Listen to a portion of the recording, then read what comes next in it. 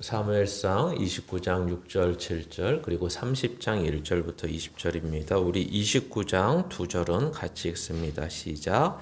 아기스가 다윗을 불러 그에게 이르되 여호와께서 살아계심을 두고 맹세하노니 내가 정직하여 내게 온 날부터 오늘까지 내게 악이 있음을 보지 못하였으니 나와 함께 진중에 출입하는 것이 내 생각에는 좋으나 수령들이 너를 좋아하지 아니하니 그러므로 이제 너는 평안히 돌아가서 블레셋 사람들의 수령에게 거슬러 보이게 하지 말라 하니라. 아멘. 30장 1절부터 20절은 한 절씩 교독합니다.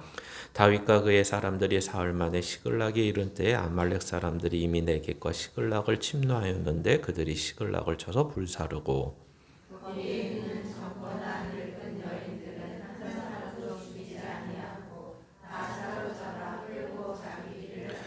다윗과 그의 사람들이 성읍에 이르러 본즉 성읍이 불탔고 자기들의 아내와 자녀들이 사로잡혔는지라.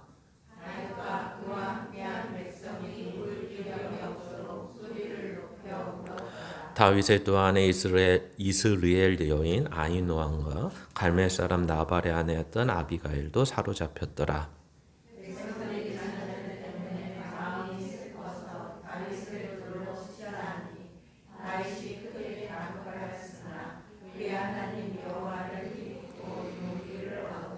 다윗이 아히멜렉의 아들 제사장 아비아달에게 이르되 원하건대 에봇을 내게로 가져오라. 아비아달이 에봇을 다윗에게로 가져가매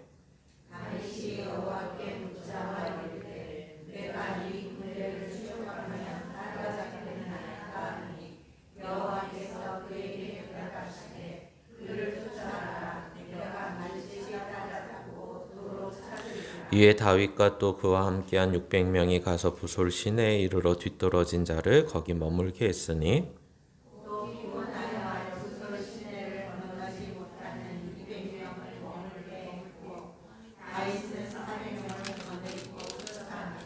무리가 들에서 애굽 사람 하나를 만나 그를 다윗에게로 데려다가 떡을 주어 먹게 하며 물을 마시게 하고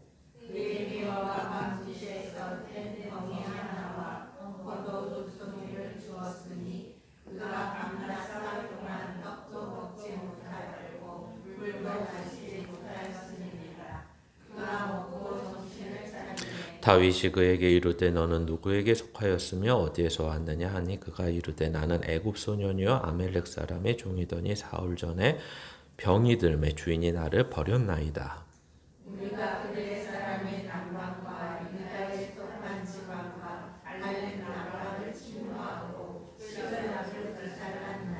다윗이 그에게 이르되 내가 나를 그 군대로 인도하겠느냐 하니 그가 이르되 당신이 나를 죽이지도 아니하고 내 주인의 수중에 넘기지도 아니하겠다고 하나님의 이름으로 내게 맹세하소서.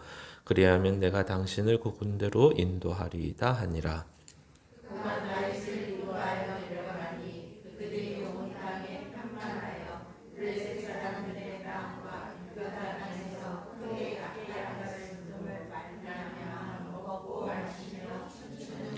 다윗이 새벽부터 이튿날 저물 때까지 그들을 치매 낙타를 타고 도망한 소년 400명 외에는 피한 사람이 없었더라.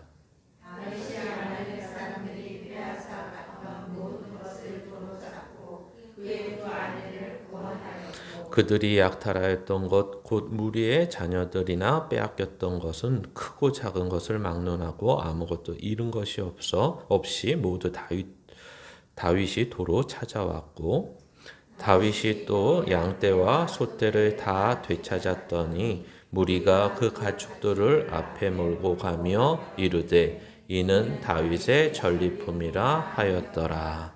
아멘. 예. 오늘 말씀의 제목은 죄인에게 베푸시는 은혜입니다. 여기서 죄인은 누굴까요? 다윗입니다. 이제. 그래서 우리가 이 내용을 조금 더 생각하며 보려고 합니다. 그래서 우리가 이 내용을 보시면서 먼저 생각할 것은 항상 어떻게 보면 구원받은 자에게 제일 중요한 것, 신앙에서 제일 중요한 것, 근데 중요한데 이게 원래 전제가 되는 것이고 원래 우리의 바탕이 돼야 되는 것입니다. 그래서 우리가 생각하는 앞에 있는 것처럼 하나님이 함께 하십니까? 이거보다 이제 더 전제는 이런 거겠죠. 하나님의 살아 계심을 믿습니까? 이런 겁니다. 근데 하나님의 살아계심을 믿습니까? 라는 질문과 하나님이 함께 하십니까? 라는 질문은 결과적으로는 크게 다른 질문이 아닙니다. 왜 그럴까요? 두 번째 생각하는 내용으로 넘어가시면 무엇으로 감각, 인지하십니까? 라는 거기 때문에 그렇습니다. 뭐 처음부터 좀 생각을 좀 많이 하셔야 되는데 왜 이렇게 말씀을 드리냐면 하나님이 살아계십니다 라고 했을 때 하나님을 본 사람은 없습니다. 그러면 하나님을 뭘로 감각하느냐? 뭐 냄새가 나느냐 하나님이 아니면 어떤 소리를 내시느냐 아니면 이렇게 뭐 촉감이 있어서 이렇게 만져주시고 우리가 만질 수 있나? 우리의 소위 말하는 오감이라는 것으로 하나님을 인지하거나 감각하지 못합니다. 뭐 누구는 가끔 얘기를 합니다. 뭐 하나님의 음성을 들었다. 그러나 그것으로는 주관적인 증거는 될 수 있어도 객관적인 증거는 될 수도 없습니다.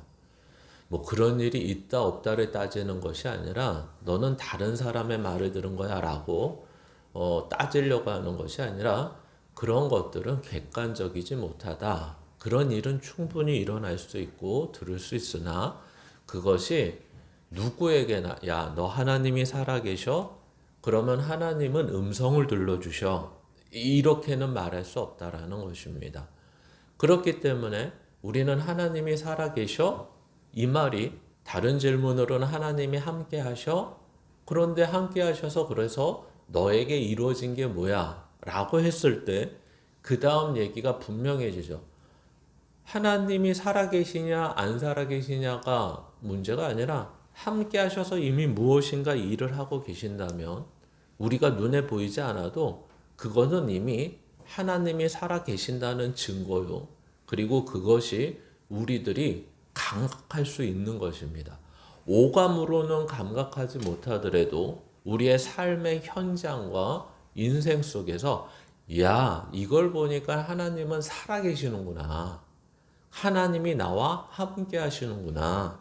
이것을 우리는 믿음으로 알 수 있다라고 말하는 것입니다. 또 하나 여기에서 뭐 말꼬리를 잡는 건 아니지만 믿음으로 안다고 하는 바람에 또 이상하게 생각하셔서 다른 증거와 징표가 필요하다 이렇게 생각하시면 안 되고 지금 어떤 일이 야, 내 입을 통해 내 생각을 통해 내 안에 계신 성령 하나님이 나를 고백해 하셨는데 야, 이게 하나님이 한 일이야 라는 것을 아는 것이 믿음이라고 얘기하는 것입니다. 그래서 오늘 본문으로 들어가 보시면 우리가 지금 다윗의 처지를 조금 심할 정도로 조금 봐야 될 것 같습니다. 도대체 지금 다윗은 어떤 처지인 것 같습니까? 이제 우리가 어떤 시각으로 보냐에 따라서 이 내용의 결론이나 또 이 내용이 말하려고 하는 게 굉장히 달라집니다. 이 내용은 무엇이냐면 우리가 조금만 생각하셔서 앞으로 좀 24장, 25장, 26장, 27장 이렇게 가보시면 사울과의 마지막 만남이 있었습니다. 사울과의 마지막 만남에서 사울도 울었지만 다윗도 크게 울부짖듯이 얘기한 것이 있습니다. 사울아, 당신이 계속 나를 이렇게 쫓으면 나는 지금 당신은 죽일 수가 없고 결론적으로 나는 하나님 앞에서 감히 당신은 죽일 수가 없고 대신 내가 할 수 있는 건 당신을 피하는 것밖에 없습니다. 그리고 당신을 피한다는 것은 내가 이방 땅으로 가는 것이고 이방 땅으로 간다는 것은 그렇게 우리가 지금 생각하는 것처럼 뭐 서울에서 경기도로 이사했다 이 정도가 아니라 나는 지금 이방신을 믿으라고 쫓겨나는 거나 다름없습니다. 이것이 사울왕에서 마지막으로 다윗이 울부짖으듯이 외쳤던 내용입니다. 그래서 피하여 어디까지 다시 가는 겁니까? 아기수왕, 블레셋에 5방백이 있는데 5지역이 있는데 그 중에 한 지역인 가드라는 지역, 지금의 가자 지구로 가서 아기수왕 밑으로 다시 망명하듯이 가는 것입니다. 그러니까 망명하듯이 간다라는 표현은 우리가 알아듣기 쉽게 한 것이지 뭐 이 시기에 무슨 망명이라는 단어가 있겠습니까? 아니면 정치적 망명 또는 외교적 어떤 것 이런 것은 없었을 것입니다. 그냥 아기스도 다윗이라는 사람이 전에 한번 미친 척하고 왔다가 또 이 다음에 어떤 자기의 사정이 있어서 우리로 건너왔는데 우리에게 건너와서 요구하기를 당신 밑에 있게 해달라고 요구했고 당신 밑에 있는데 대신 당신들과 섞여 살면 충돌이 일어날 수 있으니까 이제 시글락이라는 동네를 주시면 우리가 거기에서 입 다물고 잘 살겠습니다 라고 한 것밖에 없고 이제 1년 4개월인지 아니면 시간이 더 지났는지 모르겠지만 이제 시간이 그만큼 지나간 것입니다. 지나가면서 다윗은 뭐 하고 지냈을까요? 라고 했을 때 우리는 잘 알죠. 다윗은 산적이 됐고 다윗은 거짓말쟁이가 됐습니다. 산적이 됐다는 건 뭐죠? 다윗은 이제 아말렉이나 그리고 이스라엘과 붙어있는 족속, 작은 족속을 침범해서 자기의 먹고 사는 것을 해결했습니다. 그리고 아기스에게 조공을 바치는데 뭐라고 가서 보고를 하죠? 내가 이스라엘 남방 지역에 침략해서 약탈을 한 것을 당신에게 주겠습니다. 이렇게 거짓된 보고를 하는 것입니다. 그러니까 완전히 이제는 약탈하는 자가 됐고 이제는 거짓말하는 자가 된 다윗의 모습을 보는 것입니다. 어쩌다 다윗이 이렇게 됐을까요? 만약에 이것을 잘못된 시각 또는 저와 다른 시각으로 보면 이렇게 볼 수도 있을 것 같습니다. 와, 다윗은 신앙을 지키기 위해 그래도 사울을 죽이지 않고 자기의 목숨을 구하기 위해 아기스에게 피신했고 아기스에게 피신하여 그래도 이게 과한 표현인지 알지만 표현을 좀 과하게 하면 하나님이 지혜를 주셔서 먹고 살고 아기스하고는 충돌이 안 일어나게 잘 살고 있네. 참 다윗은 믿음의 사람으로서 지혜롭게 살고 있네. 이렇게 긍정적으로 보는 사람도 있을 것입니다. 그러나 여기에서 성경이 말하고 싶은 것은 다윗은 그렇게 긍정적인 삶을 사는 것이 아니라 아까 이미 언급한 것들처럼 나는 이방 민족의 땅으로 가고 이방의 신을 믿는 것처럼 믿을 수밖에 없는 이방 땅으로 쫓겨나는 처지가 된 것처럼 이야기합니다. 이 내용의 의미는 뭐냐면 도대체 하나님은 내가 이렇게 하나님의 뜻대로 살려고 하고 애를 쓰는데 왜 우리식으로 말하면 만사형통케 안 할까? 왜 하나님은 왜 아무런 함께 하셔서 나를 도와주시는 게 없지? 아니 이쯤 되면 사울왕을 마음을 돌이켜서 그렇게 울면서 다시는 안 죽이겠다 그러면 진짜 안 죽이든지 아니면 궁 안에 들어가서 함께 통치를 하든지 이렇게 만드시면 될 일을 사울은 돌이키지 않게 하시고 그리고 내 인생은 여기 있다가는 죽을 것 같은 불안이 있고 그러면 혹시 또 이렇게 생각하시는 분이 계실지 모르겠습니다. 야, 다윗은 믿음이 없네. 그곳에서 이때까지 하나님이 사울의 손에 붙여주지 않으셔서 성경은 죽지 않고 도망칠 수 있게 해줬다는데 그러면 앞으로도 계속 그렇게 살 수 있을 텐데 왜 믿음이 없지? 예, 믿음이 없습니다. 시간이 지나고 나 보니까 마치 우리나라 뭐 이렇게 일제 강점기 때 영화를 보면 가끔 이렇게 밀정이나 이런 영화를 보면 나오지 않습니까? 독립군 행동대장이야. 근데 이 사람이 변절을 했어. 그래서 나중에 묻죠.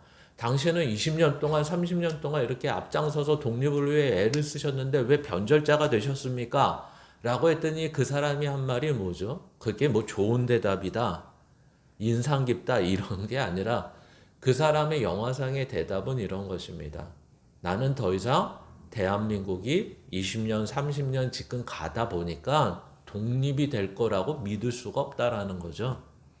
어차피 독립이 안 될 거면 여기에 이제 묻혀서 살아야 되는 거 아니냐, 이렇게 되는 것입니다. 마치 다윗의 인생도 야, 이 정도 내가 10년을 지금 도망칠 뿐만 아니라 도망자 신세에서도 하나님의 뜻대로 살겠다고 나를 배신한 사람 용서하고 구해주고, 나를 죽이려고 하는 자 2번씩이나 그를 죽일 수 있는 기회가 있어도 나는 손도 안 대고 하나님의 뜻대로 살겠다고 이렇게 발버둥을 치는데, 결국 하나님은 나에게 아무것도 안 해주셨네. 도대체 나에게 아무것도 안 해주시는 하나님, 내가 더 이상 무엇을 할 수 있을까? 이게 바로 이 본문이 이야기하고 싶은 내용입니다. 그러니 뭘 안 하고 살았다는 것일까요? 지금 내 입으로 야, 이방 이방의 땅으로 갈 수밖에 없습니다. 마치 사울에게 한 얘기가 누구에게 얘기한 것처럼 들립니까? 이렇게 말씀을 들으면 하나님께 하는 얘기 같이 들리지 않습니까? 하나님, 저는 더 이상 여기서 버틸 수가 없습니다. 하나님의 뜻대로 열심히 모든 것을, 지금 불이익을, 손해를, 목숨까지도 내어놓고 살고 있는데 하나님은 내가 이방 땅으로 가는 것조차 막아주지 않으시는 하나님이십니다. 내가 지금 이렇게 결단을 했으나 사울에게 얘기하는 것 같지만 마치 하나님 앞에 부르짖는 것 같죠. 하나님, 전 이러면 이방 땅으로 갈 수밖에 없습니다. 이방 신에게로 갈 수밖에 없습니다. 라고 부르짖는 것 같습니다. 그러면 하나님이 그 정도 외쳤으면 어떻게 해야 되죠? 알아들으셔야죠. 그리고 이 정도 했으면 하나님이 무엇인가 결단을 하시고 다윗에게 음성을 눌려주신다든지 확신을 주신다든지 다윗에게 어떠한 계기를 주셔서 지금 여기에서 멈추지 않고 믿음으로 계속 살 수 있도록 해주셔야 된다고 생각하지 않으십니까? 아니면 다윗이라서 어차피 잘 될 거니까 상관없을까요? 그러니까 결론을 알고 무엇인가 본다는 게 어느 때는 우리의 눈을 많이 가려버립니다. 이 사람은 지금 결론을 알고 사는 것이 아니라 지금 결론은 모르고 하루하루를 사는 것입니다. 그리고 나중에는 이 사람들의 정체가 더 분명하게 드러나죠. 어떤 사람의 정체? 지금 장정이 600명까지 늘어나고 식솔이 여러 명, 수천 명이 생겼는데 이들의 정체가 뭐였냐면요, 불량배였던 거예요. 그러니까 도대체 이 사람들 데리고 지금 여기까지 온 거죠, 블레셋 땅까지. 근데 이제 문제가 발생했습니다. 근데 이 문제도 해석이 너무 어렵습니다. 왜 어려울까요? 과연 아기스의 이제 군대가, 이제 블레셋이 5개의 군대가 있고 연합을 해서 이제 이스라엘을 치러 가고 있습니다. 근데 아기스가 다윗을 이제 너무 신임한 나머지, 야, 다윗, 너도 이제 우리 족속이 됐는데 함께 출전을 하자. 그래서 이제 아기스의 군대 뒤에서 이제 같이 출전을 하는 모습이 29장의 이야기입니다. 그래서 아기스가 얼마나 다윗을 신임을 했는지, 또 다윗은 아기스에게 얼마나 잘했는지 말끝마다 다윗에 마치 비위를 맞추듯이, 야, 너희 하나님이, 너희 여호와가, 여기에서 원어적으로 보면 엘로힘이라는 단어를 쓰지 않고 여호와, 야훼라는 단어를 씁니다. 이게 뭔 차이냐면 엘로힘은 이방 민족들도 하나님 아니더라도 가끔 쓰는 단어입니다. 근데 이 다윗을 추켜 세우고 신임한다는 걸 보여주기 위해서 여호와 또는 다른하게 야훼라는 표현을 쓰고 있다라는 겁니다, 아기스가. 그리고 심지어 다윗을 여호와의 전령, 여호와의 메신저, 여호와의 사자라고까지 표현해주는 내용을 29장에서 볼 수도 있습니다. 이렇게 그의 신을 존중한다는 것은 그 시대는 그를 존중하는 것이고 그를 그만큼 신임하고 있다는 것입니다.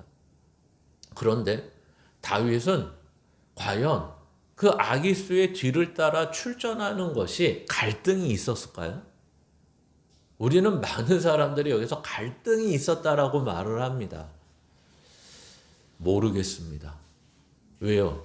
이거는 3000년 전의 일이고 이미 자기는 하나님의 땅에서 쫓겨난 자라고 생각을 하고 있고 우리나라 삼국시대만 봐도 아무도 민족이나 나라라는 개념이 없었습니다.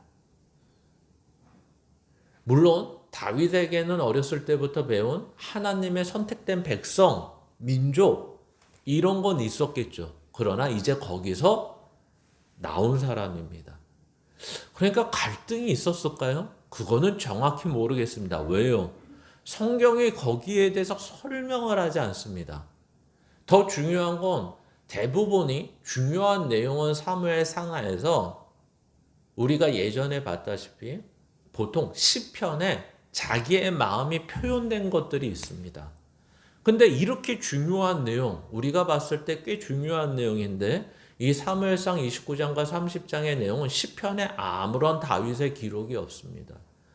그렇기 때문에 다윗이 이 아기스의 뒤를 쫓아 출전을 하였을 때 과연 내가 이스라엘 왕이 돼야 되는데 지금 내가 여기에서 출전해서 이스라엘과 싸우게 되면 너무 이게 참 이건 막막한데 이거 어떡하지? 그래서 발을 동동거리고 고민을 많고 했을까요? 성경은 오히려 여기에 대해서 만약에 적으려면 한두 줄 좀 적어줬어야 될 것 같습니다. 어떤 내용으로요? 하나님, 과연 이게 출전하는 게 맞습니까? 제가 약탈을 하고 거짓말을 하는 것까지야 그런데 지금 이거는 다른 문제 같습니다, 하나님. 그래서 오히려 하나님께 물어봐야 되지 않겠습니까? 오늘 30장을 보면 묻는데 이미 아비아달이라는 제사장이 다윗과 함께 있고 우림과 둠민이 그러니까 하나님의 뜻을 묻는 도구도 지금 다윗에겐 있습니다. 그런데 29장에서는 다윗이 아무런 질문을 하지 않습니다. 하나님께 묻지 않습니다. 그리고 오히려 그 뒤를 그래서 어떤 주석은 마치 다윗이 갈등하는 모습이 뒤에서 따라가는 모습이다. 뒤에 있다. 앞에 서지 않고 이렇게 표현을 하지만 제가 볼 때는 그것이 아니라 아무런 갈등 없이 가자 그러니까 쫓아가는 것 같습니다. 그러니까 하나님이 어떻게 하시죠? 그러니까 만약에 다윗이 갈등하면서 지금 대책을 강구해야겠다. 지금 이 참전하는 이 가운데서 뭔가 명분을 붙여서 나와야겠다. 이래야 될 것 같아요. 요즘에 미국과 이스라엘이 이란과 전쟁을 벌였어요. 그랬더니 많은 동맹국가가 마치 다 참여해서 할 거라고 생각을 했는데 그중에 유럽의 몇 나라는 참여를 안 하겠다라고 얘기합니다. 어떤 명분을 붙여서. 그렇죠? 지금도 자기한테 이익이 없고 아무리 동맹국가지만 생각이 있다면 그 생각이 옳다 그러다가 아니라 자기 나라의 국익을 위해서는 동맹국이라도 참전을 안 하겠다는 나라가 있는 것과 같이 적어도 다윗 정도 됐으면 우리보다 날 거라고 생각한다면 그리고 하나님께로부터 사무엘을 통해 기름을 부어서 이스라엘 왕으로 기름을 부음을 받았다면 적어도 이러한 갈등하는 내용이 성경에 나와야 되지 않겠습니까? 근데 전혀 갈등하지 않고 마치 엄마의 손을 잡고 가는 모습처럼 저는 보입니다. 그런데 그 내용이 어떻든 간에 일단 팩트는 참전을 하고 있고 그 참전을 하고 있는 상황 속에서 어떤 일이 벌어집니까? 다윗이 선택을 하지 않고요. 나머지 네 방백들이 나머지 네 왕들이 거기에 대해서 의견을 내기 시작합니다. 아기스, 당신이 지금 우리 블레셋 안에 세력이 클 수도 있고 당신이 뭐 강할 수 있지만 우리는 지금 당신이 데리고 온 다윗은 믿지 못하겠어. 이미 이스라엘에서 울려 퍼진 노래가 있지 않습니까? 다윗은 만만이요 사울은 천천히라고 우리는 그 얘기 다 듣고 있고 그리고 그 이전에는 무슨 얘기가 있죠? 골리앗을 죽였고 특별히 아기스가 지금 통치하는 가드에 있는 골리앗을 죽인 거 당신도 알지 않습니까?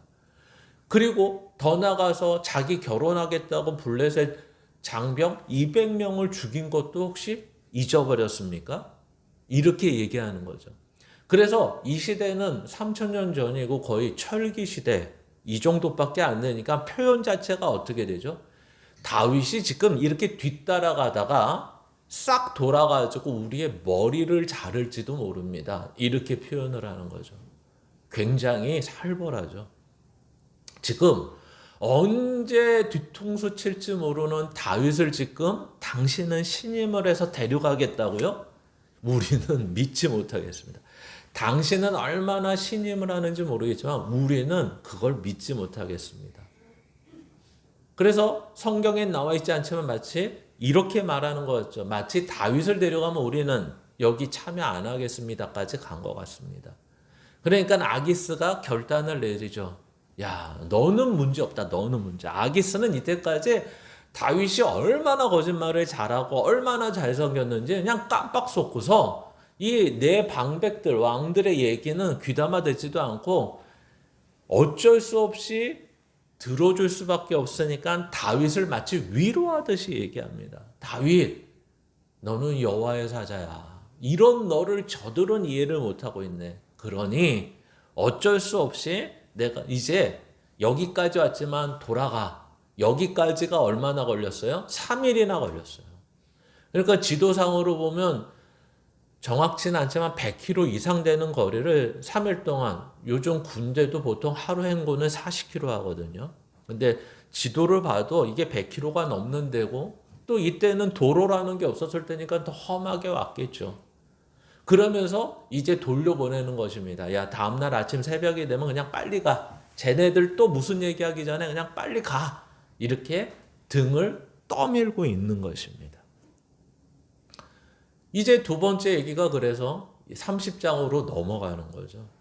이 떠밀린 다윗이 거기에 대해서 아무런 또 갈등이 없는 것 같습니다.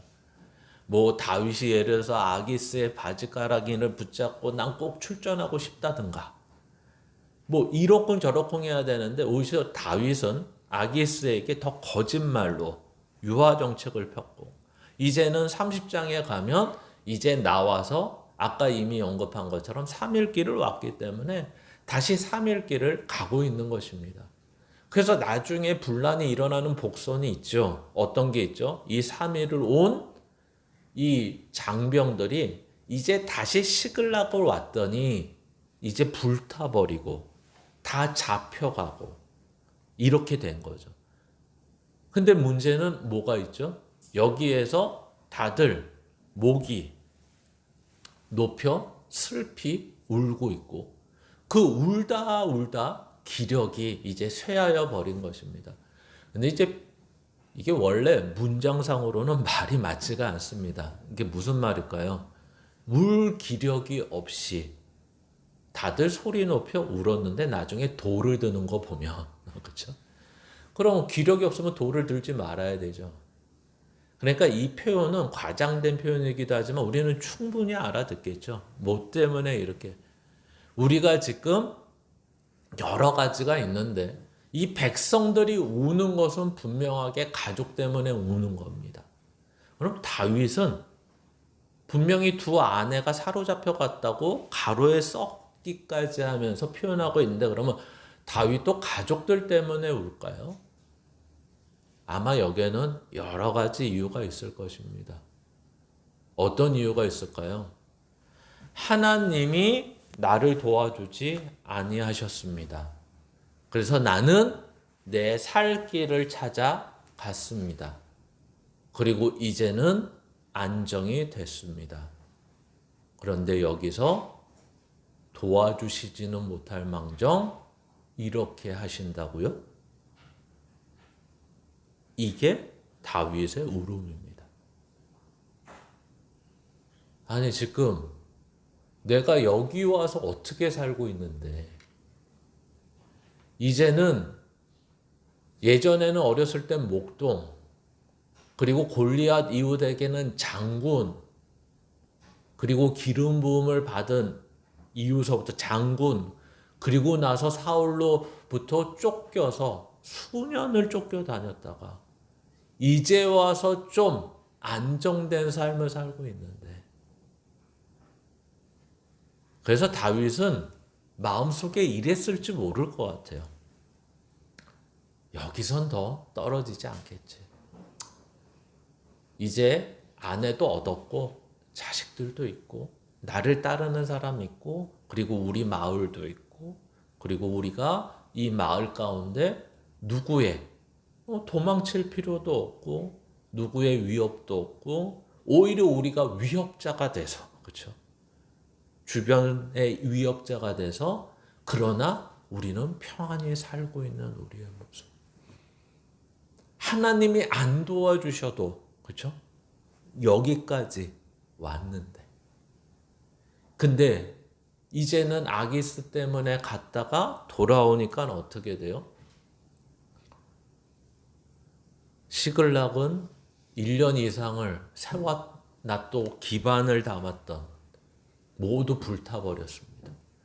그리고 사랑하는 가족과 자녀들도 다 잡혀갔습니다. 원래는 잡혀간지 모르니까 오는 거였죠. 원래는. 그제서야 이제 다급해졌습니다. 둘 다 다급해졌습니다. 이 원망을 누군가에게 백성들은 해야 됩니다. 그래서 돌을 듣습니다. 그리고 이 돌을 드는 순간 정신이 차려졌습니다. 이제 다윗도 다급해졌습니다. 여기가 끝이란 말인가? 이게 끝이란 말인가? 그래서 성경은 뭐라고 얘기하죠? 6절 한번 보시겠습니다. 같이 읽습니다. 백성들이 자녀들 때문에 마음이 슬퍼서 다윗을 돌로 치자 하니 다윗이 크게 다급하였으나 그의 하나님 여호와를 힘입고 용기를 얻었더라. 아멘.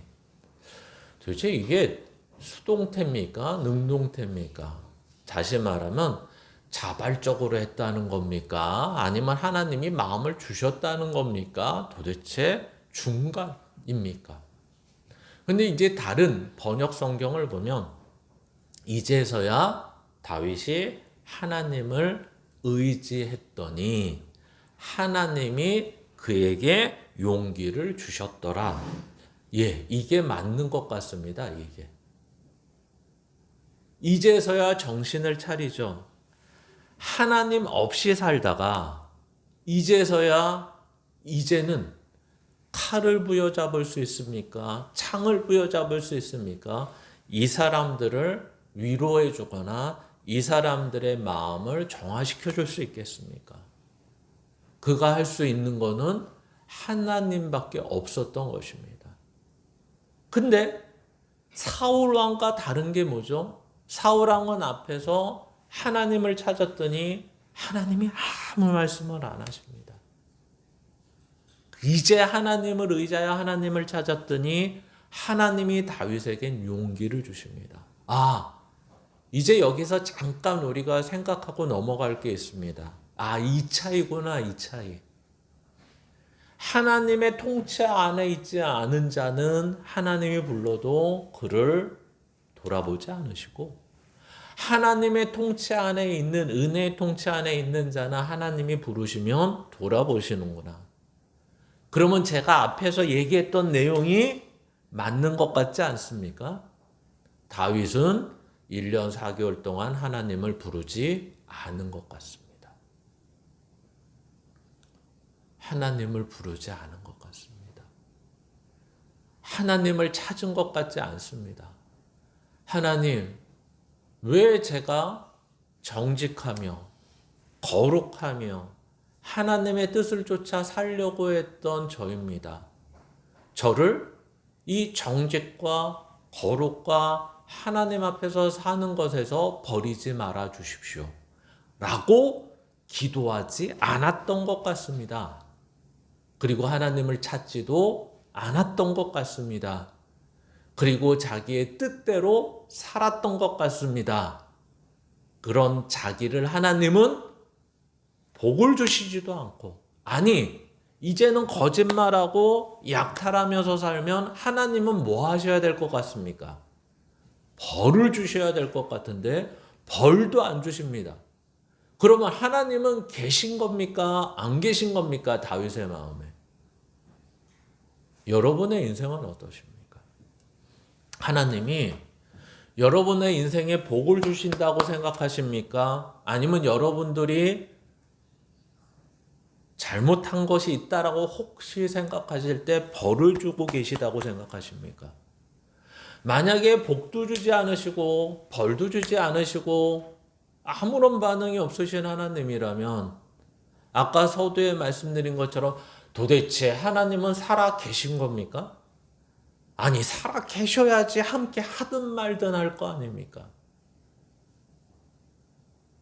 내가 죄를 짓고 죄에서 돌이키지 않아도 하나님은 벌을 주시지 않으시고, 내가 아무리 하나님의 뜻을 따라 손해를 보고 불의의 가운데도 살아도 하나님은 내가 원하는 복을 주시지 않는 하나님이라면 도대체 이 하나님은 살아계시고 함께 하시는 하나님 맞습니까? 도대체 나는 언제 하나님을 알게 되고 하나님의 살아계심을 언제 알게 됩니까? 그래서 하나님의 살아계심을 알고 언제 두려워하기도 하고 언제 하나님을 사랑한다고 고백하기도 해야 될 것 같습니까? 어디 가서 좀 부르짖고 어디 찬양 집회 가고 어디 기도원 가고 어디 좀 뭘 경험해야지 그때서야 하나님의 살아계심을 그때서 만날 수 있을까요? 만약에 그런 거라면 보내드리고 싶습니다. 제발 거기 가서 하나님 좀 만나시고 하나님 좀 두려워하실 줄 알고 하나님이 복 주시는 분이고 자녀같이 대하는 사랑도 좀 아시고 좀 죄를 지며 회개하고 돌이켜서 변화된 모습도 보이시고 그리고 좀 변화돼서 하나님과 교회와 사람 앞에서 섬기는 자가 되시고 뭐 등등등 그런 자리, 그런 사람, 그런 환경이 만약에 거기만 가면 그 사람만 만나면 될 수 있다고 하면 목사인 제 입장에는 꼭 우리 교회 안 나와도 될 것 같습니다. 아니 교회 안 다니시고 거기가 하나님을 만났을 거 하나님의 살아계심을 강하게 하나님의 임재에 대해서 느낄 수 있다면 거길 가시는 게 나을 것 같습니다. 근데 아까도 말씀드렸다시피 그런 곳은 없습니다. 또 그렇게 해주시는 사람도 없습니다. 오직 하나님과 나의 관계 속에서 오늘 이 말씀 속에서 다윗이 부르짖는 것 같이 여러분의 상황과 처지 속에서 하나님이 함께 하시나 하나님이 살아계시나 의심도 하기 전에 여러분의 다급함 속에서 먼저 나오는 것이 하나님이라면 그 하나님은 살아계시는 것입니다. 그러면 우리는 답을 하나 얻습니다. 뭘 얻죠? 하나님의 살아계심을 알고 싶으십니까? 하나님이 함께 하시는 것을 느끼고 싶으십니까? 그렇다면 여러분의 상황, 저와 여러분의 상황은 지금보다 더 다급해지셔야 될 것 같습니다. 이 정도면 됐지 해도 하나님을 찾지 않습니다. 하나님, 이 정도면 됐죠. 여기서 더 내려가긴 싫습니다. 하나님을 찾지 않습니다. 이건 하나님을 찾은 게 아닙니다. 우리가 나중에 보겠지만 결국 우리의 삶에 하나님이 살아계시고 함께 하시냐는 것은 우리 삶이 지금 어떠냐에 달려있는 것입니다. 그리고 그 어떠냐의 삶에 진짜 여러분은 다급하십니까? 이걸 물으셔야 됩니다. 지금 그럭저럭 먹고 살만 하십니까? 그러면 여러분은 하나님의 살아계심과 하나님이 함께 하시는 것을 알 수 없습니다. 지금 하나님이 상관없이 살아도 아무런 두려움과 벌을 내리지 않으십니까? 그렇다면 하나님이 함께 하시고 살아계심을 알 수 없습니다. 누구도 그랬다고요? 다윗도 그랬다고요. 다윗도 그렇게 자기 힘으로 믿어보겠다고 할 땐 그렇게 열심을 내던 사람이 이제는 하나님이 도와주시지 않는다는 것이 자기 나름대로 분명해지니까 먹고 살만하니까 그게 약탈이 됐든 거짓말이 됐든 하나님이 외면하든 먹고 살만하니까 이제는 사울을 피하여 다닐 필요도 없고 동굴에서 지낼 필요도 없고 광야를 도망칠 필요도 없는 그냥 부자는 아니고 왕궁에서 지내는 건 아니지만 이제는 하나님 살아계시든 말든 그리고 지금 이방 땅에 왔는데 그리고 지금이 다윗에게는 어떻게 보면 골리앗을 죽인 이후서부터 가장 편안한 삶을 살고 있는지 모르겠습니다. 근데 거기에 말 그대로 부르질러 버렸습니다. 내게 제일 중요한 가족이 건드려졌습니다. 그렇죠? 만약에 다윗 하나만 건드렸으면 아니 백성 몇 명만 죽였으면 이랬을까요? 백성들도 다윗도 어떻게 하죠? 자기 가족이라고 표현도 안 합니다. 죄송합니다. 이 여자분들에게는 자녀라고 표현합니다. 그렇죠? 자기 자녀들로 인해서 뭐하죠? 돌을 듭니다. 그러면 울었던 이유도 뭐였죠? 자기 자녀들로 인해서 울었던 것입니다. 그래서 우리는 영화 같은 걸 보면 무슨 성경을 본 것처럼 영화를 만듭니다. 그죠? 어떤 감독의 복수 시리즈 이런 거 보면 이거는 감정도 없는 것 같고 고통도 받지 않는 것 같고 자기는 고통도 없고 두려움도 없고 감각도 없고 이렇다고 자기 자신 얘기하고 실제 그런 것 같아요. 그래서 복수하는 사람이 나중에 어떻게 복수하죠? 자기 가족들 앞에서 죽는 모습으로 복수를 합니다. 마치 성경이 얘기하는 것 같아요. 성경의 얘기를 그대로 영화판에 올려놓는 것 같습니다.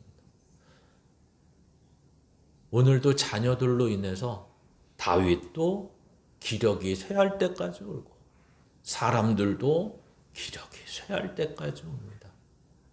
그리고 그 기력이 쇠했는데도 돌을 들어 마침내 다윗을 죽이려고 합니다. 그제서야 다윗은 정신 아닌 정신을 차리고 다 급해집니다. 그리고 하나님을 의지합니다. 그랬더니 하나님이 용기를 주십니다. 어떤 용기를요? 하나님을 찾고 하나님 앞에 다시 한번 나아갈 수 있는 용기를 주십니다. 그러니까 이 용기는 어떤 용기냐면 야 가서 구할 수 있어 이런 용기가 아니라 여기에서 용기라는 말은 하나님을 찾을 수 있는 것이 됐다고요. 그러면 거꾸로 얘기하면 뭐죠? 그에게는 이전에 하나님을 찾지 않았던 이유는 뭘까요? 용기가 없었다라는 겁니다. 이게 무슨 말일까요? 용기가 없었대요. 하나님을 찾을 용기가 없었대요. 도대체 하나님에 대한 기대가 없었대요.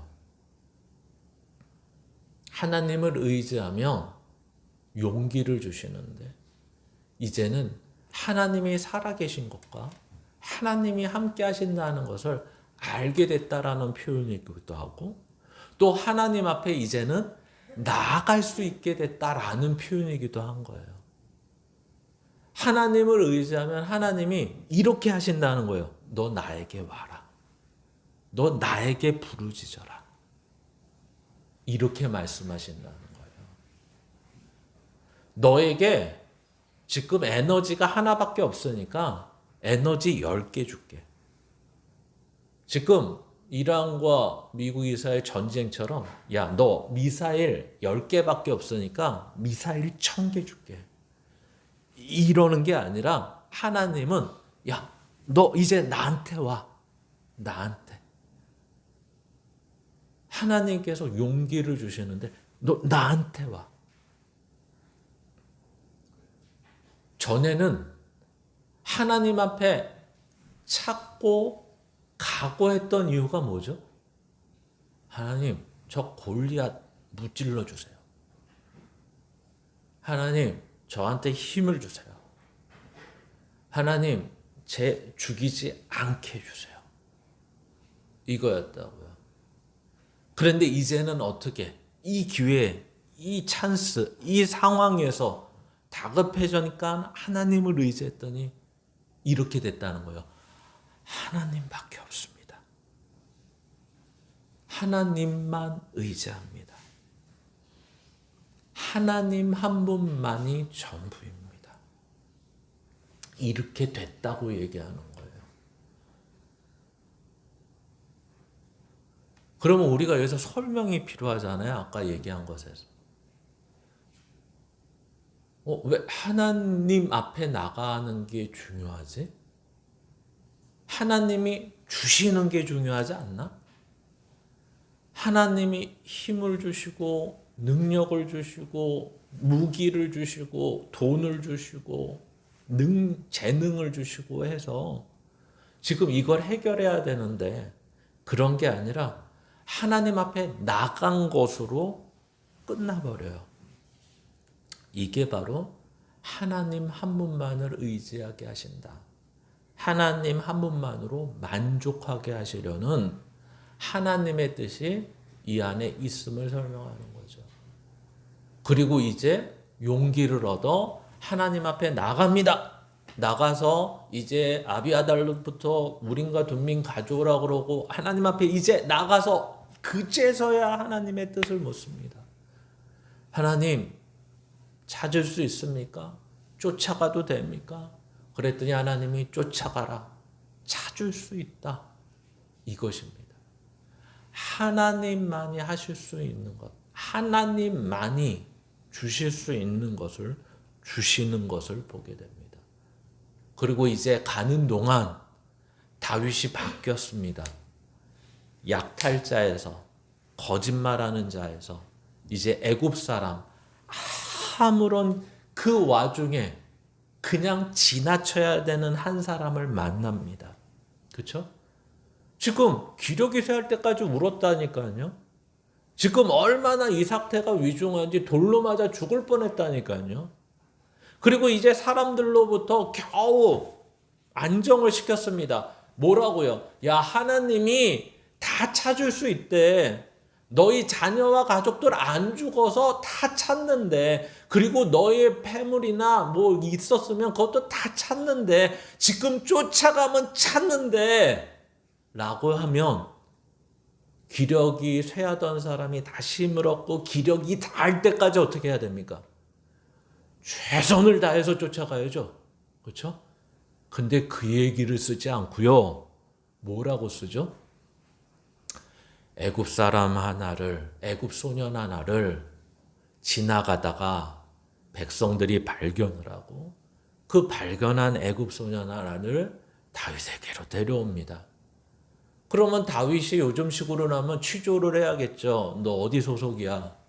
너 뭐 하다가 이랬어? 그게 아니라 먹이고 입히고 재우고 보살핍니다. 그렇죠?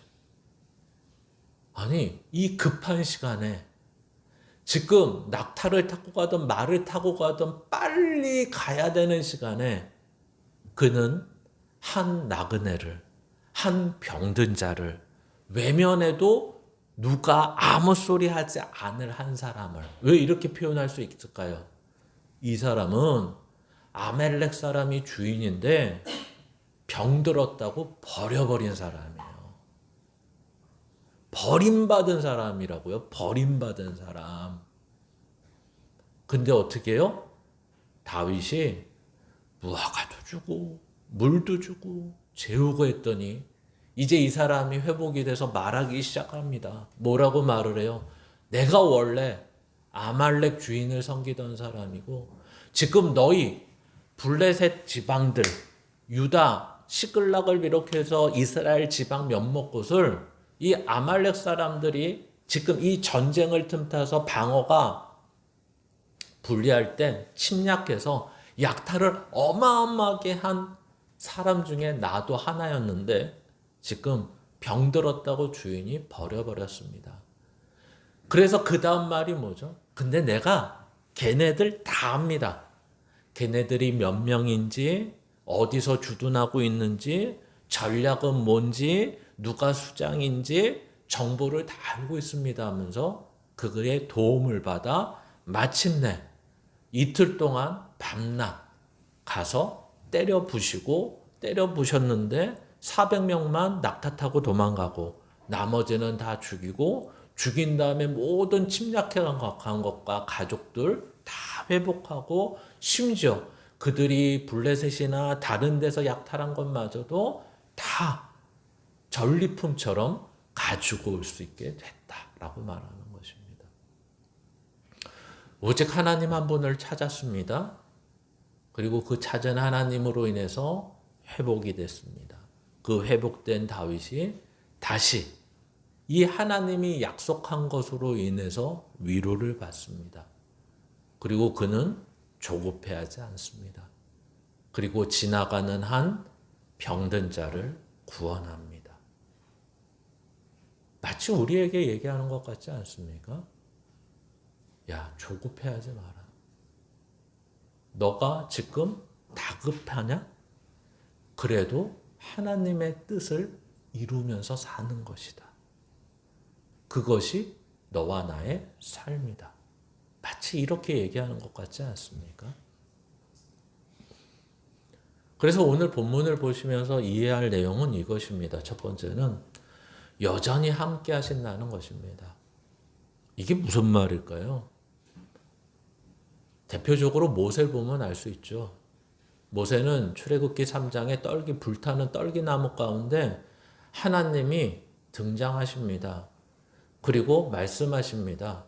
그랬더니 3장 9절부터 11절 사이에 뭐라고 얘기하죠? 전 못 갑니다. 전 아닙니다. 아니, 목사 말을 안 듣는 것, 부모 말을 안 듣는 것은 뭐 죽진 않잖아요. 근데 하나님의 말씀을 안 듣겠다고 그래요. 왜 그럴까요?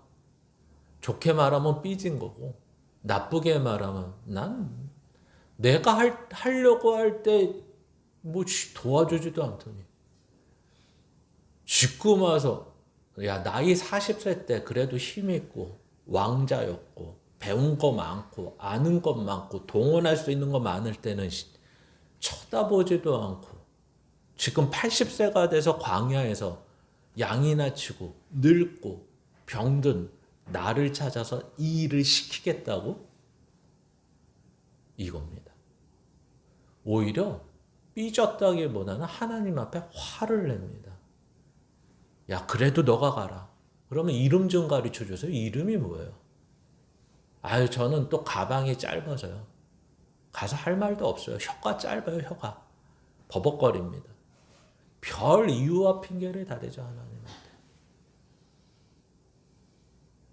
도대체 40년 동안 광야에서 무슨 일이 일어났을까요? 모세에게. 이런 일이 있었던 거죠.